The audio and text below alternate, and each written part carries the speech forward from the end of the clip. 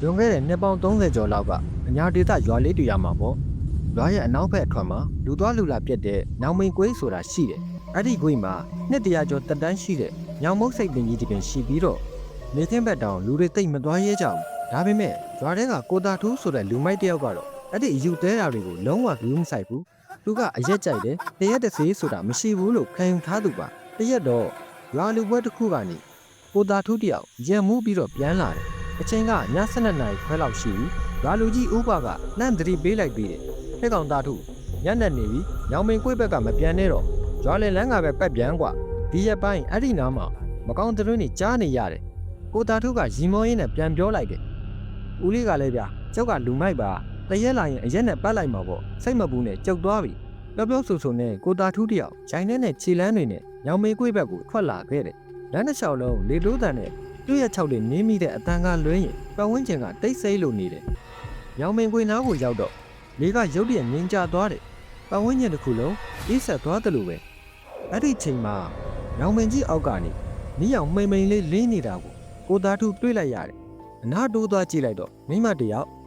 ပြင်းမိပုံလေးနဲ့ချက်ပြုံနေတာကိုတွေ့ရတယ်။အိုးတဲ့ကအသားဟင်းနဲ့လိုမှုပြက်နေတဲ့အနံ့က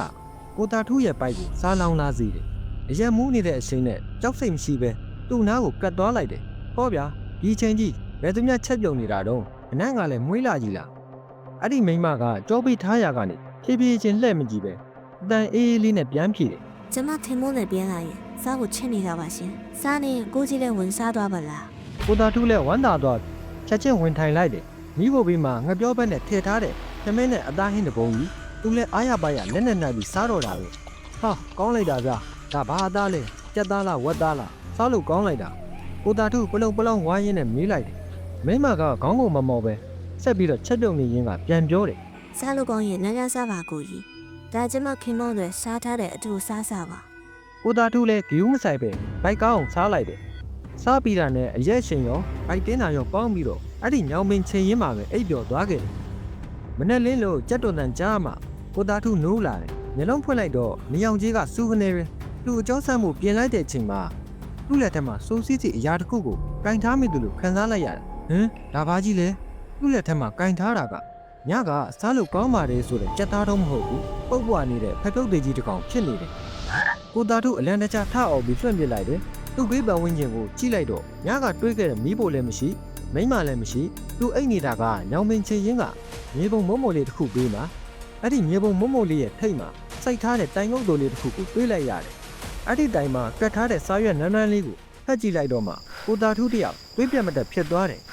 စာရွက်ပေါ်မှာရေးထားတာကဒေါ်မြခင်အသက်35နှစ်ယမန်နေ့ညနေကငွေကား၍ကွယ်လွန်သည်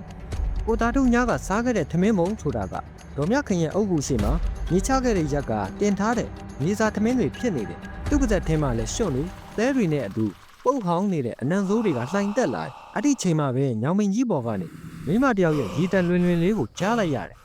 ဟင်းကောင်းရလားကိုကြီး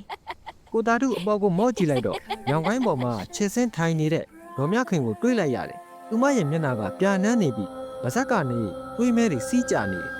ကိုတာထုတယောက်အော်ဟစ်ပြီးတော့ရွာဘက်ကိုပြေးတော့တာပါပဲ